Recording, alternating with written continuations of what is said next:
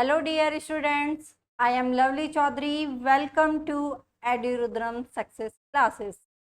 Students, last lecture में जो हमने डिस्कस किया था वो किया था अनसर्टेनिटी इन मेजरमेंट, और आज जो हम डिस्कस करने वाले हैं वो करने वाले हैं डाल्टन एटॉमिक थ्योरी। इनका फुल नेम क्या है? John Dalton. इन्होंने कुछ पोस्टुलेट्स दिए थे, जो कुछ पोस्टुलेट्स काफ़ी हद तक सही थे और कुछ पोस्टुलेट्स के गलत हो चुके। ठीक है, इन्होंने जो थ्योरी दी थी वो दी थी 1808 में। एक साइंटिस्ट थे ऑसवाल्ड, जिन्होंने एटम की डिस्कवरी की थी। ठीक है, इन्होंने क्या कहा है Dalton? Each element is composed by extremely small particles called atoms। किसी भी एलिमेंट का सबसे स्मॉलेस्ट पार्टिकल्स वो क्या कहलाता है? हमारा वो एटम कहलाता है। एग्जाम्पल के तौर पे देखिएगा, अगर हमें अपना हाउस तैयार करना है, ठीक है, हाउस तैयार करने के लिए हमें क्या जरूरत पड़ती है? ब्रिक्स की जरूरत पड़ती है। तो ऐसा तो है नहीं कि एक ब्रिक से हम अपना हाउस कंप्लीट कर सकते हैं, तो बहुत सारी ब्रिक्स की जरूरत पड़ती है ना। तो उसमें क्या करते हैं हम? वो बात अलग है कि कुछ अलग स्ट्रक्चर दे देते हैं, कुछ अलग स्ट्रक्चर दे देते हैं, ठीक है, लेकिन वो जो ब्रिक्स है उसको क्या बोला है इन्होंने? एक एटम बोला है। ठीक है, क्या बोला है उसको? एक एटम बोला है। यही है यहाँ पर एलिमेंट इज कंपोज। एलिमेंट क्या हुआ? हमारा हाउस हुआ। ठीक है, बाय एक्सट्रीमली स्मॉल पार्टिकल्स। उसका सबसे स्मॉल हाउस बनाने के लिए सबसे स्मॉल पार्टिकल्स जो है वो क्या है? हमारा ब्रिक है। तो इन्होंने क्या बोला है? एटम। मतलब सबसे स्मॉलेस्ट पार्ट क्या है हमारा? वो एटम है। ठीक है, एलिमेंट हो या कोई भी सब्सटेंस हो, उसका सबसे स्मॉलेस्ट पार्टिकल्स जो होता है हमारा वो क्या कहलाता है? हमारा एटम कहलाता है। Second point, atom of A particular element are alike but differ with the atom of other element। ये देखिएगा, ये हमारे पास क्या है? कोई एलिमेंट है। ठीक है, ये क्या है? हमारे पास कोई एलिमेंट है, और एलिमेंट है तो इसके अंदर क्या है? एटम्स है ना। एटम से ही मिलकर तो बनता है। ये हमारा हुआ मैग्नीशियम। ठीक है, इसका एटॉमिक नंबर होता है, एटॉमिक नंबर का 20, और एटॉमिक मास क्या होगा इसका? 40। एटॉमिक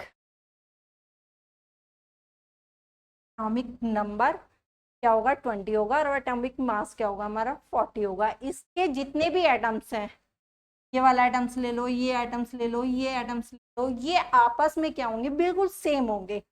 राउंड ये है तो राउंड ही ये होंगे।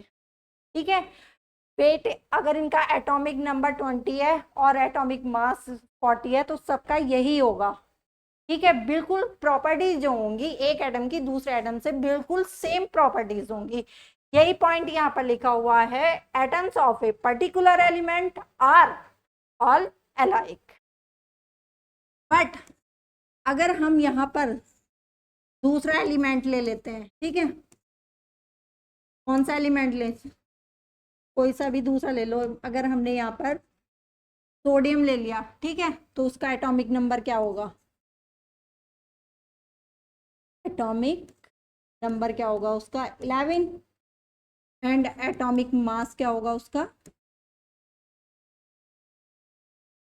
क्या होगा उसका? 23। अब ये दो एलिमेंट है तो ये दोनों क्या है? आपस में डिफरेंट है ना। लेकिन अगर हम एक ही एलिमेंट के एटम्स को देखें तो वो उनकी जो प्रॉपर्टीज होगी वो क्या होगी? वो बिल्कुल सेम होंगी। यही पॉइंट यहाँ पर लिखा हुआ है, atom of a particular element are alike, मतलब सेम बिल्कुल, but different with the atoms of other element. Different होगा दूसरे एलिमेंट से। ठीक है, next point, atom of each element is an ultimate particles. Ultimate particles कौन सा, मतलब जो फाइनल पार्टिकल्स है। एटम क्या है हमारा, फाइनल पार्टिकल, ठीक है।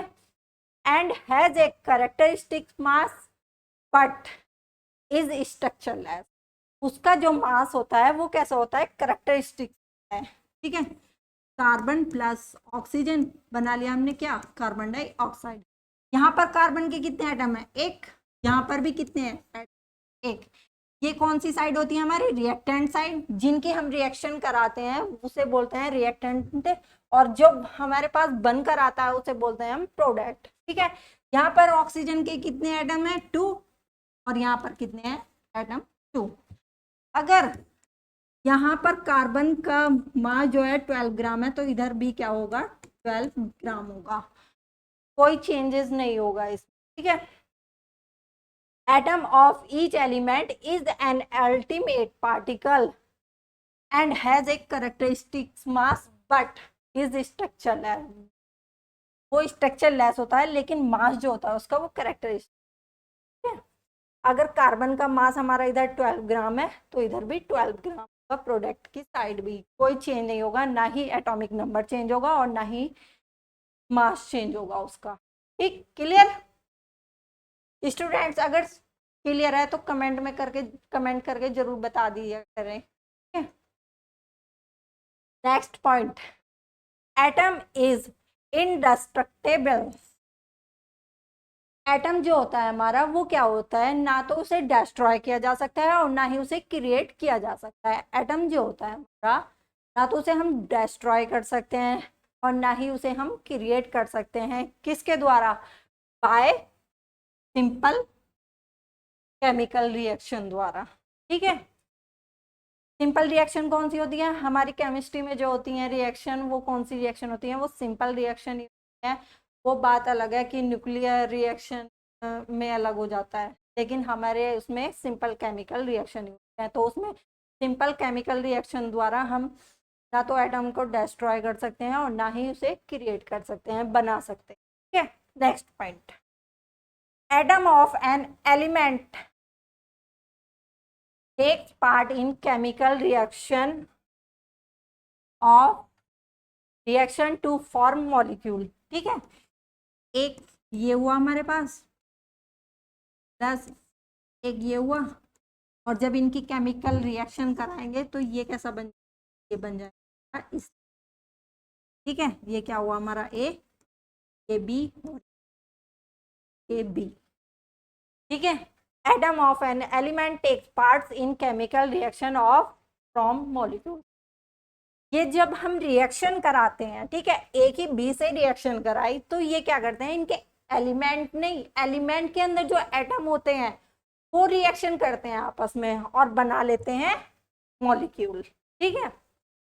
नेक्स्ट पॉइंट देखिएगा, in a given compound the relative number and,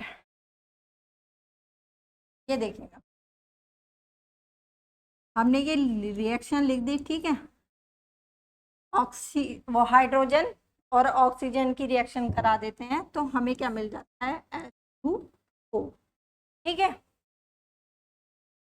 in a given compound the relative number, hydrogen इधर है 1 है, सॉरी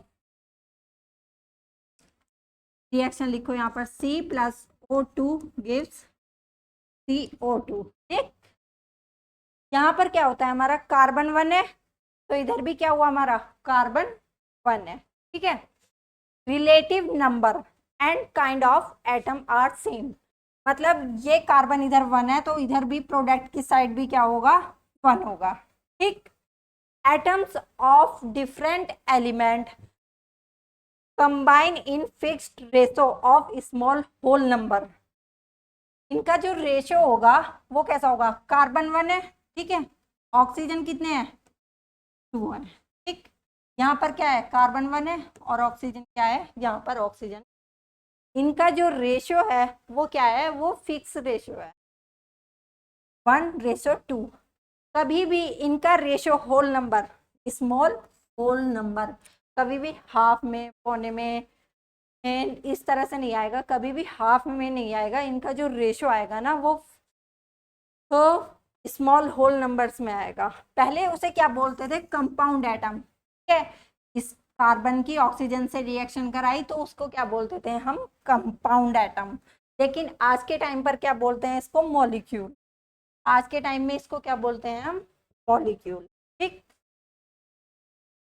नेक्स्ट पॉइंट, इनके कुछ पोस्टुलेट्स थे जो सही थे, कुछ कुछ गलत थे। ठीक है, मेरिट एंड डीमेरिट। मेरिट मतलब एडवांटेज और डीमेरिट मतलब डिसएडवांटेज। ठीक है, मेरिट देख लेंगे। डाल्टन थ्योरी एक्सप्लेन, इनकी जो थ्योरी ने एक्सप्लेन किया है कि वो क्या क्या है, law of conservation of mass and some other law of chemical combination. ये लॉ हम पढ़ेंगे। ठीक है, किसने एक्सप्लेन किए थे, डाल्टन थ्योरी ने। ठीक है, atom of element take part in chemical reaction is true till today.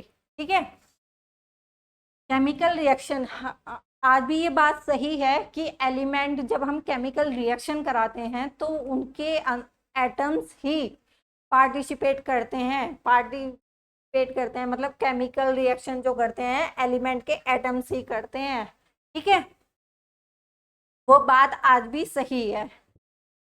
ठीक, अब इनके डीमेरिट्स देख लीजिए। इन्होंने क्या, एटम तो बहुत यूज किया था, एटम के बारे में बहुत कुछ बताया था इन्होंने। ठीक है, there is no mention of atomic weight. इन्होंने एटॉमिक वेट के बारे में कुछ डिस्कस नहीं किया। ठीक है, एटॉमिक वेट के बारे में कोई डिस्कस नहीं किया था, एटॉमिक वेट का जो बाद में पता चलता। ठीक है, he could not explain that two atom of same element combined with each other. इसमें क्या है, ये एक्सप्लेन नहीं कर पाए थे कि सेम एटम आपस में कैसे कंबाइन रहते हैं। ये भी ये नहीं एक्सप्लेन कर पाए थे कि एटम आपस में सेम क्यों है, मतलब क्यों कंबाइन होते हैं, या इनर्ट गैस जो होती हैं वो नहीं कंबाइन हो पाती, किसी से नहीं रिएक्शन कर पाती, वो अलग ही रहती हैं सबसे। इनर्ट गैस जो है वो सबसे अलग रहती है। ठीक है, और जब तक इन्होंने एटम की खोज की थी उन्हें पता नहीं था कि एटम के अंदर भी इलेक्ट्रॉन, न्यूट्रॉन, प्रोटॉन, ये सब चीजें होती हैं। उन्होंने तो एटम को फाइनल बता दिया था कि ये क्या जो होता है, फाइनल पार्टिकल होता है एटम। लेकिन एटम के अंदर भी बहुत सारी चीजें होती हैं जो बाद में पता चली। ठीक है, थर्ड पॉइंट देखिएगा, the law of definite proportion fail is different isotopes are used. एक लॉ होता है डेफिनेट प्रोपोर्शन, वो फेल हो गया था इनका, क्योंकि जब डिफरेंट टाइप के आइसोटॉप आ जाते हैं। आइसोटॉप्स क्या होते हैं हमारे, आइसोटॉप्स वो होते हैं जिनका एटॉमिक नंबर तो सेम होता है लेकिन एटॉमिक मास जो होता है वो क्या होता है, चेंज होता है। ठीक है, जैसे कार्बन है। ठीक, कार्बन का एटॉमिक नंबर 6 और इस कार्बन का भी क्या है, एटॉमिक नंबर 6, और एटॉमिक मास जो होता है इसका कार्बन का 12 और इसका क्या होता है 14। ठीक है, ये इस कार्बन के बहुत सारे आइसोटॉप्स होते हैं जहां पर अगर ये थ्योरी, ये लॉ फेल हो जाता है। ठीक है, तो क्या होता है, आइसोटॉप्स जिनके एटॉमिक नंबर तो सेम होते हैं लेकिन एटॉमिक मास जो होता है वो चेंज होता है। ठीक है, वो क्या होते हैं हमारे आइसोटॉप्स। ठीक है, वीडियो पसंद आए तो लाइक, शेयर और सब्सक्राइब जरूर कीजिएगा। Thank you.